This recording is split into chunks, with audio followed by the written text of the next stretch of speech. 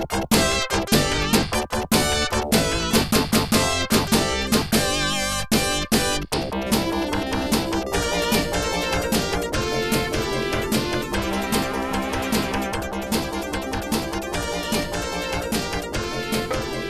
so in this video we're going to look at position time graphs, now with the factor of acceleration. Before we did position time graphs, there was no acceleration, and that's when our graphs were linear.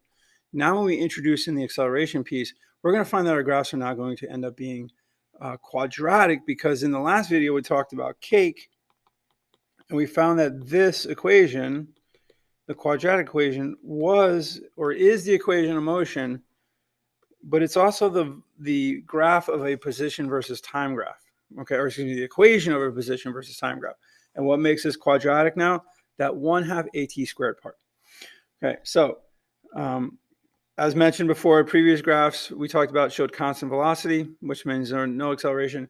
But now we're going to talk about PT graphs showing the acceleration. We just talked about the equation of motion, or the equation of PT graph is quadratic in nature. It's the equation written in red right above. Right, and so the equation of motion is this one right above it. So that makes the shape of a PT graph parabolic when acceleration is present. Now, what happens is a PT graph can show us where objects are speeding up, slowing down, or at rest. And then, so here we go. So if we have a positive acceleration, our graph will have an upward curvature. Okay. It's called concave up. Okay, zero acceleration, which is what we did before, is going to be linear. And then if it has a negative acceleration, or acceleration that's less than zero, it's a downward curvature, or something math speak is called concave down. All right, and so you could see right there that the based on what is happening, we can determine, right, what the acceleration is before we even calculate it. Okay, we can predict what the acceleration is by just looking at the shape of the graph. Okay, now we can also talk about speeding up, slowing down, right? And so what does that mean? When you have a greater than 0, it's speeding up. When a is less than 0, it's slowing down. And then at rest is constant velocity, right, is a special constant velocity case when we say a is equal to 0. But again, the graph will show us what is happening. Okay, so a velocity upward. So remember, velocity is the slope of a position time graph.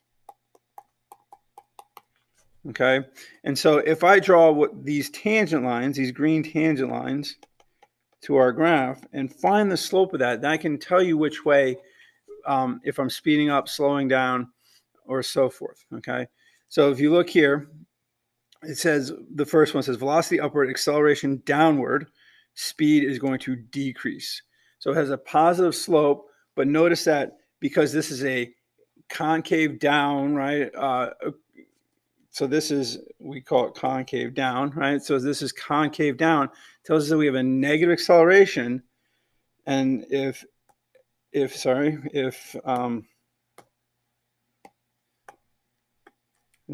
apparently didn't say.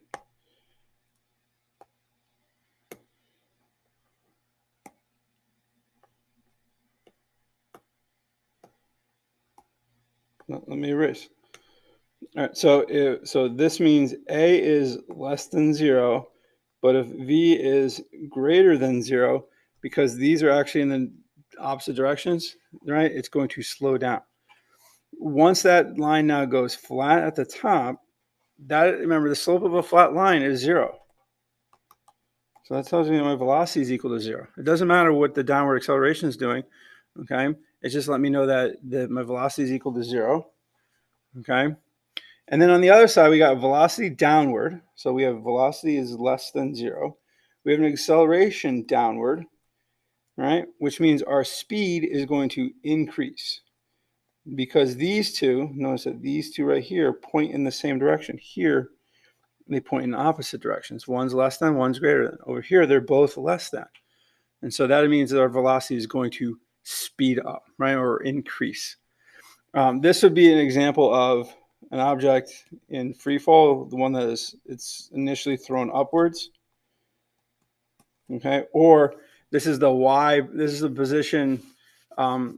This is the position versus time graph for an object in projectile motion in the vertical direction. Okay, so so this is just another great time to do some example problems with cake. We can do this using a velocity time graph. All right, so you got a speeder traveling at 18.2 meters per second. The instant the speeder passes a parked police car, the police begin their pursuit. The speed maintains a constant velocity. Sorry, I should say the speeder maintains a constant velocity, and the police car has a constant acceleration of 4.0 meters per second squared. How long does it take the police car to catch the speeder, and how far do they travel? So this is one of those, like when we did before, we did the constant velocity version of this.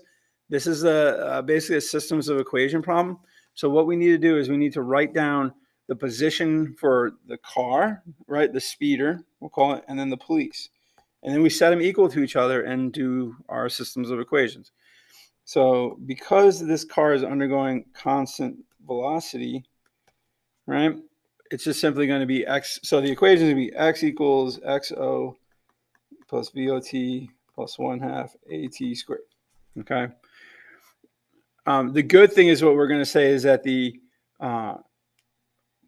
where they start their kind of travel, right? We're going to call this 0, right? And now because the speeder is undergoing constant acceleration, there is no 1/2 AT squared part, but the police now will have an acceleration. So their position will be 1/2 4.50 t squared. And so that's going to be 2.25 t squared. Okay. And so now for us to figure out how long does it take, we're going to set these two equal to each other. Right. And then solve for t.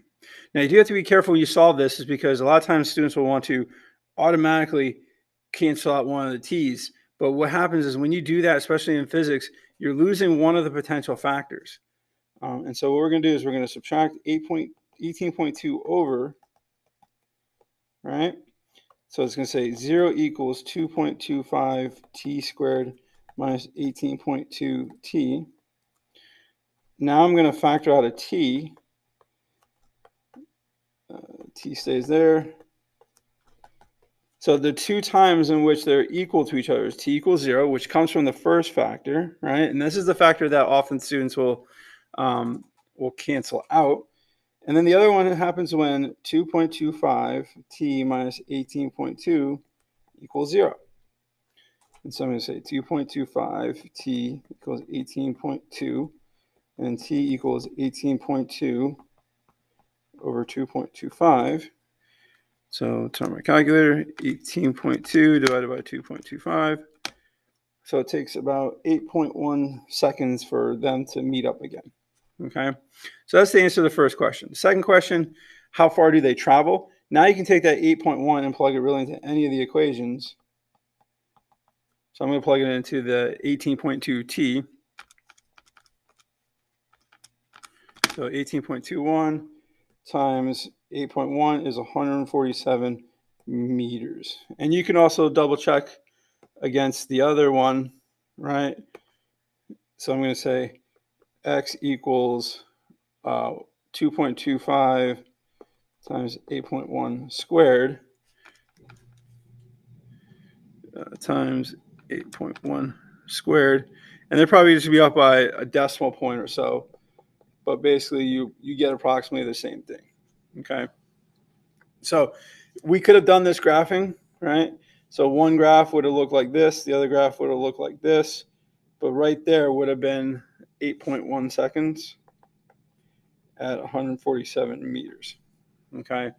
Now on the test, if it's a multiple choice question, you can simply just use your graphing calculator if you have one. On the free response questions, they may actually ask you to graph these, and then you can do some determination, at least show that that's the point of intersection. Okay.